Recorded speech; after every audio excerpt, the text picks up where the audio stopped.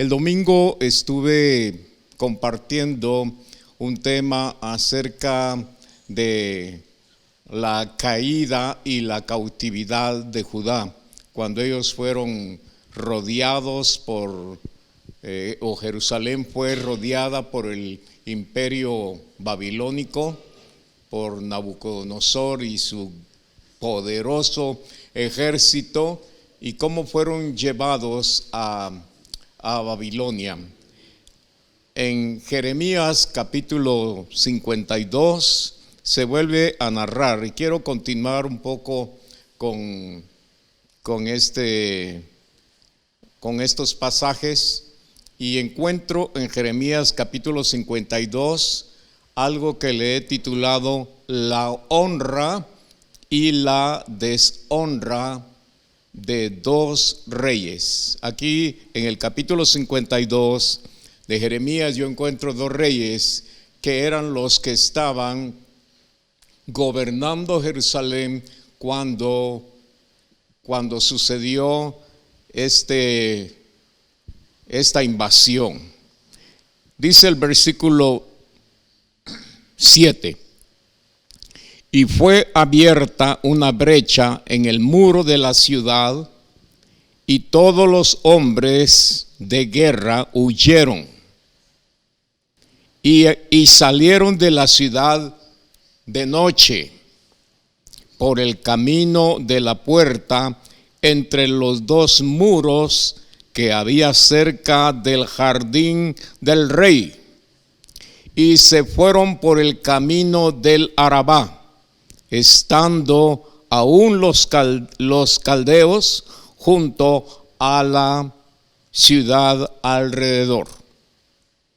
Y el ejército de los caldeos siguió al rey y alcanzaron a Sedequías. El primer rey que vamos a mencionar es Sedequías, en los llanos de Jericó, y lo abandonó todo su ejército.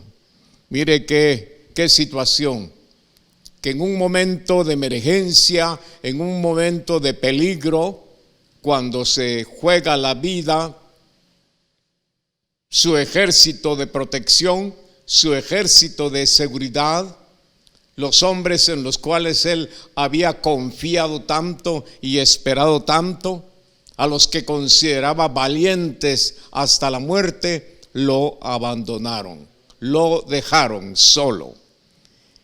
Dice: y el ejército de los caldeos siguió al rey y alcanzaron a Sedequías en los llanos de Jericó, y lo abandonó todo su ejército.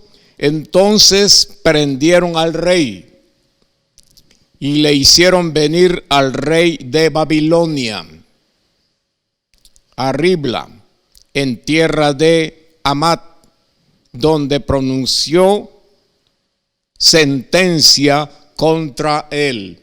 Lo juzgaron y lo encontraron culpable y digno de muerte.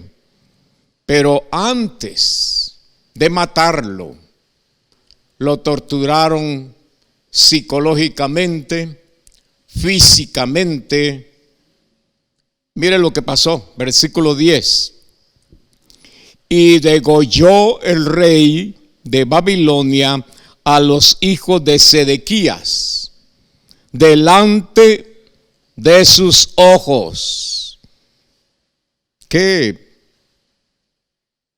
tortura ver que a los hijos los están matando, y uno impotente ante tal situación. Y también dice: degolló en Ribla a todos los príncipes de Judá. No obstante, el rey de Babilonia solo le sacó los ojos a Sedequías. Solo le sacó los ojos, no lo mató. Le sacó los ojos y le ató con grillos. y lo hizo llevar a Babilonia. Le puso los grillos, los grilletes, las esposas, como decimos aquí en Guatemala, y lo puso en la cárcel hasta el día en que murió. Qué deshonra para este rey. Un rey que vivió en el esplendor, que vivió en la riqueza, que tuvo el poder y toda la autoridad. Pero si uno lee la vida de Sedequías o lee el pasaje anterior en Reyes, se da cuenta que Sedequías hizo pacto con el imperio o el reino babilónico. Él se alió a ellos. Entonces Nabucodonosor lo instituyó a él como rey de Babilonia. O sea que no tenía el favor de Dios. No tenía el respaldo del Señor, tenía el respaldo del imperio, tenía el respaldo del reino poderoso de Babilonia, de Nabucodonosor. Y él vivió en libertinaje, se dedicó a la idolatría, al pecado, se olvidó de Dios, se olvidó de los principios divinos, morales, que Dios había establecido. Y como él no honró a Dios, Dios tampoco lo honró. Ahora, en el versículo 31 tenemos a Joaquín, que fue uno de los que también reinaron y que se entregó cuando Nabucodonosor invadió Jerusalén. Él y su familia se entregaron, como diciendo, bueno, nuestra vida está en las manos del Señor, Jehová Dios, y que se haga la voluntad del Señor. Nosotros no podemos hacer nada. Y ellos se entregaron al ejército de Nabucodonosor. Nabucodonosor lo tomó prisionero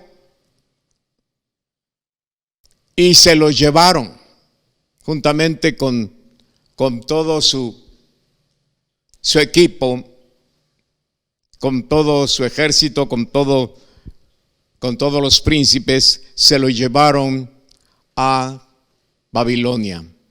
Y también a él no lo mataron. En otros pasajes de la Biblia dice que no lo torturaron, solo lo tomaron prisionero y se lo llevaron a Babilonia. En versículo 31 dice: y sucedió que en el año 37 del cautiverio de Joaquín,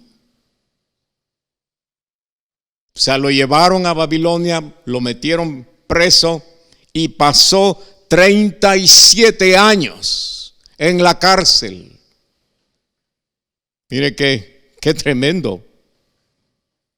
Sucedió en el año 37 del cautiverio de Joaquín, rey de Judá, en el mes 12º, y a los 25 días del mes, Evil Merodac, rey de Babilonia, en el año 1 de su reinado, alzó la cabeza de Joaquín, rey de Judá, y lo sacó de la cárcel. Este rey,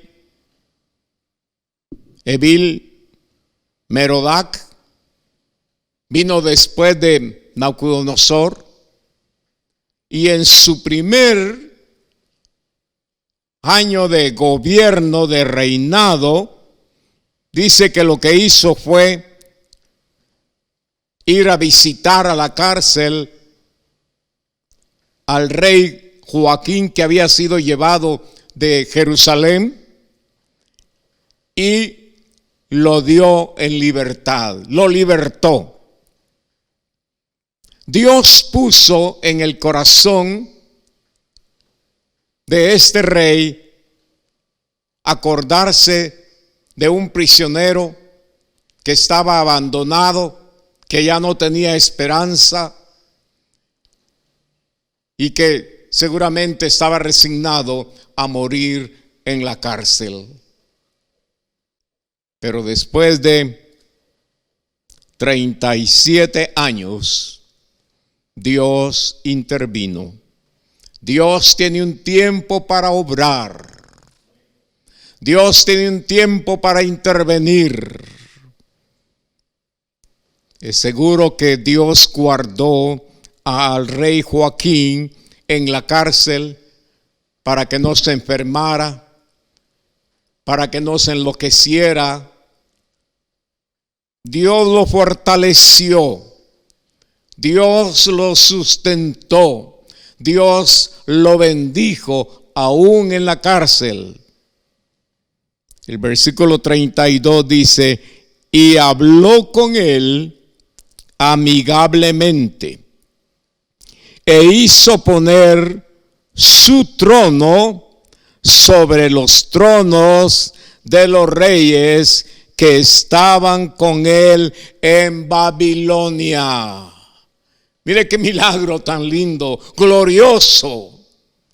De la cárcel al trono, y a un trono que está sobre los demás tronos de los reyes. Halló gracia ante este rey. Y de la noche a la mañana, Joaquín es honrado por Dios y por el rey de Babilonia. Dios honra a los que le honran. Dios tiene su tiempo. El hecho de que un cristiano sufra problemas, sufra calamidades muchas veces, situaciones difíciles, eso no significa que se va a morir en la desgracia. Para Dios, tu gran situación es temporal. Dios tiene un tiempo para obrar. Dios es Dios de milagros y Dios va a intervenir en tu vida. Cualquiera sea la situación, quizá en este día tuviste limitaciones. Quizá en esta semana has estado angustiado, en este mes o en este año. Te quedaste sin trabajo. No tienes ni para la comida. No tienes ni para la renta. No tienes ni para pagar el abono de tu casa. Te sientes desesperado. Te sientes angustiado. Sientes que Dios te abandonó. Sientes que Dios ya te dejó. Que Dios ya no te quiere. Que Dios ya no te ama. Que Dios te ha dejado. Quiero decirte que Dios no te ha dejado. Dios no te ha abandonado. Él está consciente de tu situación. Él tiene un tiempo para obrar. Espera en Él y Él hará, dice la palabra. Pacientemente esperé a Jehová y Él me oyó, decía David, pacientemente. En el calendario de Dios ya está escrito la visitación que Él tiene para tu casa, para tu familia, para tu vida. En el calendario de Dios ya estaba escrito que el Espíritu Santo iba a operar un milagro en la vida de Joaquín. Dice que Evil Merodach habló con él amigablemente e hizo poner su trono sobre los tronos de los reyes que estaban con él en Babilonia. Le hizo mudar también los vestidos de prisionero y comía pan en la mesa del rey siempre, todos los días de su vida. Aleluya. Nuestro Rey, nuestro Señor Jesucristo, el Rey de reyes y Señor de señores, nos saca de la prisión, nos saca de la cárcel del pecado, de la condenación, y nos pone en lugares de privilegio, en lugares de bendición. Nos viste con vestiduras. La salvación, las vestiduras es tipo de la salvación. Vestiduras de gozo, vestiduras de paz. Nos ha quitado las vestiduras de prisionero. Las vestiduras de los prisioneros siempre son vestiduras en cualquier cárcel, vestiduras de vergüenza, vestiduras de tristeza, de lástima. Este rey le hizo quitar sus vestiduras de prisionero a Joaquín y le vistió con vestiduras de rey. La palabra dice, al que nos amó, dice Apocalipsis, al que nos amó y nos lavó de nuestros pecados y nos ha hecho reyes y sacerdotes para Él, para su gloria, para alabanza. Tú eres un rey, tú eres una reina. Cristo murió por ti, Cristo murió por mí, nos ha lavado de nuestros pecados y somos reyes. Estamos seguramente en una cárcel, pero es temporal, es transitoria. Nuestro destino no es la cárcel de condenación, de fracaso, de opresión. Nosotros tenemos nuestro trono junto al trono de nuestro Señor Jesucristo. Versículo 34 dice, y continuamente se le daba una ración de parte del rey de Babilonia cada día durante todos los días de su vida hasta el día de su muerte. De la cárcel a la bendición, de la escasez a la abundancia, de las limitaciones a las grandes bendiciones. Dios honra a los que le honran. No todos los cautivos tuvieron esta bendición, pero la Biblia habla de hombres que fueron cautivados, llevados cautivos, que fueron llevados a Babilonia, pero que se guardaron con temor, con temblor delante de Dios, que le sirvieron al Señor aún allá en el cautiverio, en la esclavitud, y Dios los honró. Habla de jóvenes como Esdras, Zorobabel, Daniel, Jeremías y muchos jóvenes que guardaron sus convicciones, guardaron su fe, guardaron su esperanza, y Dios los usó para que mucho pueblo regresara a Jerusalén, vinieran a Jerusalén a reconstruir el templo, a reconstruir los muros. Dios va a usar a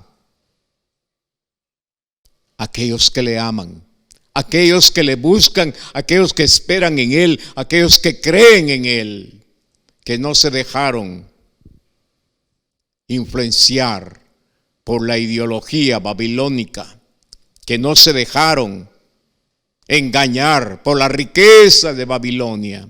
Daniel estaba en medio de las riquezas, fue llevado como un funcionario al palacio de Nabucodonosor, pero la riqueza no lo ahogó, el poder no lo arruinó, la fama no lo arruinó, mantuvo su corazón delante del Señor. No se dejaron engañar por el enemigo. Quiera el Señor que no te dejes engañar, que no te dejes ilusionar por el enemigo, que te va a presentar riquezas, que te va a presentar fama, que te va a presentar poder para que cambies tu fe, para que dejes tu fe, para que dejes el amor a Dios. Joaquín murió con la bendición de Dios. La mitad de su vida estuvo en la cárcel, pero la segunda parte de su vida fue de bendición, porque el Señor estaba obrando en él. Yo no sé si la mitad de tu vida ha sido de cautividad, la mitad de tu vida ha sido de tristeza, la mitad de tu vida ha sido de miseria, pero Dios va a restaurar tu vida. Dios va a restaurar tu familia. Dios va a restaurar tu casa. Dios va a restaurar tu trabajo. Dios va a restaurar tus dones, tus talentos. Dios los va a restaurar. Y yo creo que estamos esperando el plan de Dios. El plan de Dios es libertarnos. Jesucristo vino para darnos vida y vida en abundancia. Jesucristo vino a romper los lazos, las cadenas de esclavitud que el diablo tenía. Jesucristo vino para librarnos del poder de la muerte, de la esclavitud de Satanás, para llevarnos a un reino de su gloria, reino de luz, reino eterno que no tiene fin. Bendito sea el nombre del Señor. Así que, amado hermano, ánimo, ten fe. El tiempo de Dios está cerca, se cumplirá. Y vas a ver que va a venir un cambio a tu vida. Tu situación va a cambiar, yo lo creo. Yo lo creo. Dios va a obrar, Dios va a operar un milagro. Y vas a testificar y vas a decir: yo estuve atado, yo estuve encadenado, yo estuve bajo presión, yo estuve bajo maldición del enemigo. Pero Cristo ha hecho un milagro. Cristo me ha salvado. Cristo me ha libertado. Cristo me ha bendecido. Cristo ha roto los lazos de opresión que habían en mi vida. Amén y amén. A Dios sea toda honra, a Dios sea toda gloria y toda alabanza. Y pronto nos estaremos viendo para darle gracias a Dios, para testificar el poder de Dios, lo que Dios ha hecho en tu vida. Dios te honra y no te deshonra. Y Dios honra a los que le honran. Amén. Padre, tu bendición sobre tu pueblo, sobre tu iglesia, sobre tus hijos. Tu bendición, Señor, sobre alguien que está pasando por un momento difícil. Se siente en una cárcel espiritual. Se siente en una cárcel de angustia, de opresión. Señor, tú puedes hacer una visitación, tú puedes hacer un milagro, Señor, en ese hogar, en esta familia, en este hermano, en esta hermana. Tú puedes hacer un milagro, Señor. Tu gracia, tu misericordia, Señor, es más grande que nuestros pecados, que nuestras faltas, que nuestros errores. Tu gracia, tu misericordia, Señor, es más poderosa que el enemigo. Señor, bendice a mi hermano, bendice a mi hermana. Y pon, Señor, un espíritu despierto, un espíritu vivo en ese corazón, que te vea, que te oiga y que te sirva con todo su corazón. Padre, en el nombre de Jesús, amén y amén. Dios le bendiga y hasta la próxima, primero Dios. Amén.